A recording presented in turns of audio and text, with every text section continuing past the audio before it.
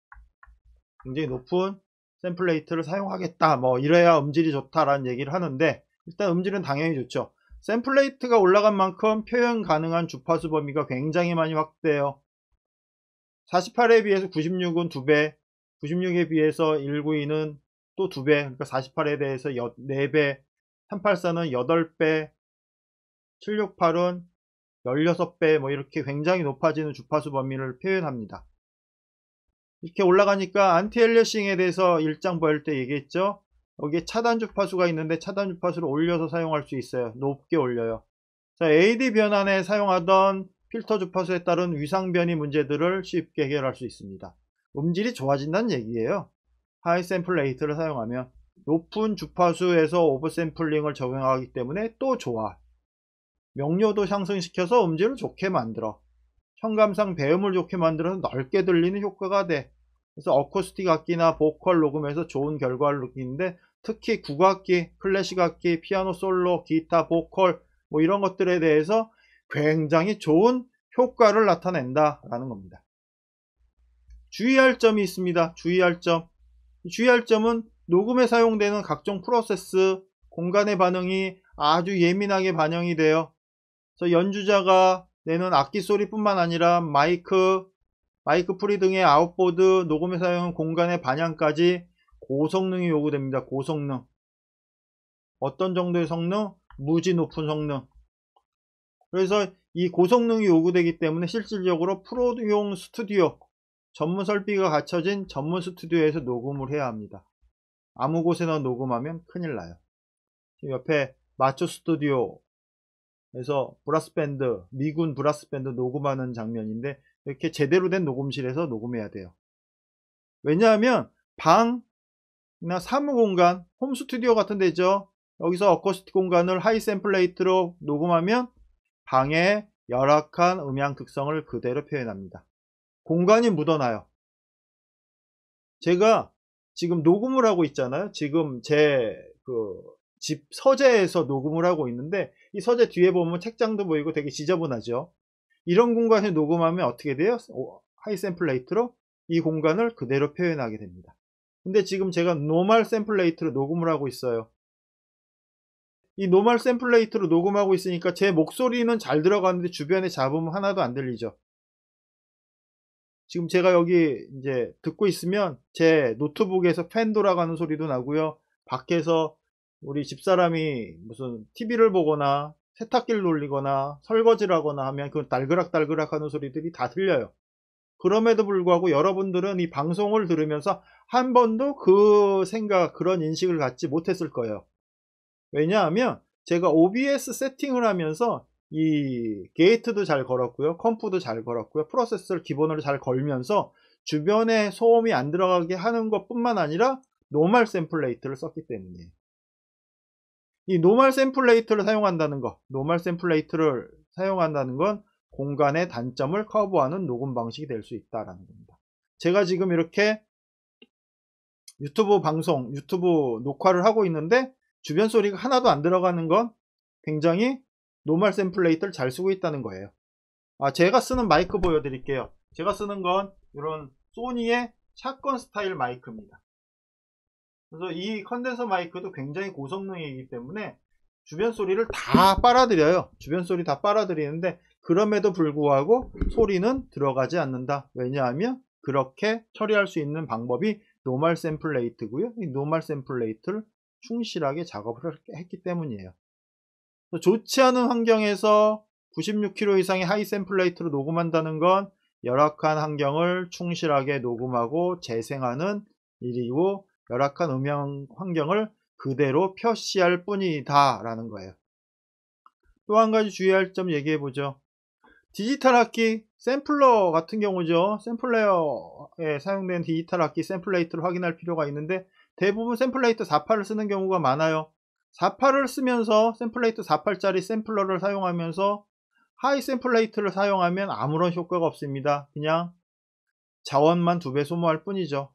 하이 샘플 레이트를 사용한다는 건 무슨 의미를 얘기하냐면, 녹음에 소요되는 자원을 2배 이상, 2배 사용한다는 것, 2배 이상을 사용하는 거예요. 녹음에 사용되는 하드 2배, DSP 점유율 2배 이상, 플러그인 절반 이하 동시 사용, 이런 문제들이 생겨요. 그리고 가끔 PC 성능에 따라서 다운이 되기도 하고요. 어디에 심사 갔더니 굉장히 고퀄 32비트 384kHz 샘플 레이트로 녹음하는 DXD 이런 시스템을 쓴다고 하는데, 그 시스템을 써서 믹스를 어디 가서 하죠? 하이 샘플 레이트를 사용한다는 건 장점 대비 단점도 큰 방식이다. 그래서 꼭 필요한 경우를 제외하면 사용하지 않는다. 샘플 레이트 높게 하면 음질 좋아지는 거 알죠? 그러나 사용하면 단점도 무지하게 크기 때문에 꼭 필요한 경우가 아니면 사용하지 않고, 꼭 필요한 경우는 꼭 필요해서 하드 2배, DSP 점유율 생각해서 컴퓨터도 고성능, 녹음기도 고성능, 여러가지 주변 환경 고성능, 녹음하는 공간도 고성능, 이런 공간을 사용해야 한다. 그래서 하이 샘플 레이트는 뭐예요? 선택사항이고요. 하이 비트는 필수로 사용을 해요. 24비트는 필수. 우리가 CD 포맷이 CD가 16비트 44.1kHz를 써요. 44.1kHz를 사용하는데, 요거에 하이비트를 써서 요거는 24비트를 사용하는데, 여기는 44.1이나 또는 48을 그냥 쓰고 있죠. 하이 샘플 레이트는 선택사항, 하이비트는 필수로 사용한다. 현대 녹음에서. 하이비트 사용 시 DS 점유율이 50% 정도 늘죠. 여기서 16비트에서 24비트를 쓰니까 데이터량이 50%가 늘어났어요. 거꾸로는 33%지만 여기서 이쪽으로는 50%가 늘어요. 자원을 조금 더 사용하지만 다이나믹 렌지 확보로 굉장히 좋은 프로세싱이 가능하기 때문에 24비트를 사용해요. 32비트는 아직 쓰지 않죠.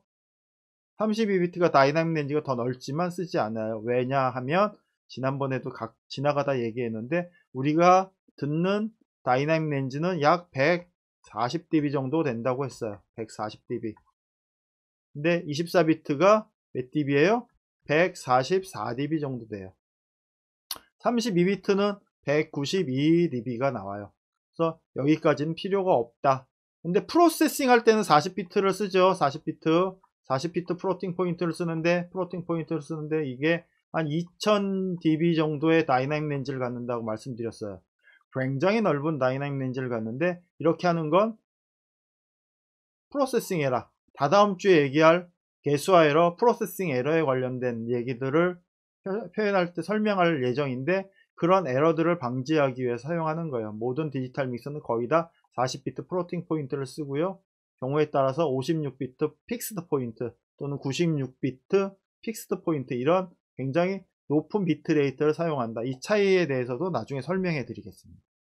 하이비트는 다이나믹 렌지 확보로 좋은 프로세싱 가능하게 해요. 근데 하이비트는 장점 대비 단점이 많아요.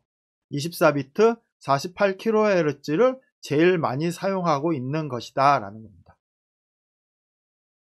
이 부분 왜 우리가 24비트 48kHz를 사용하는지 이해하고 계셔야 됩니다. 테크놀로지적으로 96이나 191을 사용할 줄 몰라서 안 쓰는 게 아니에요.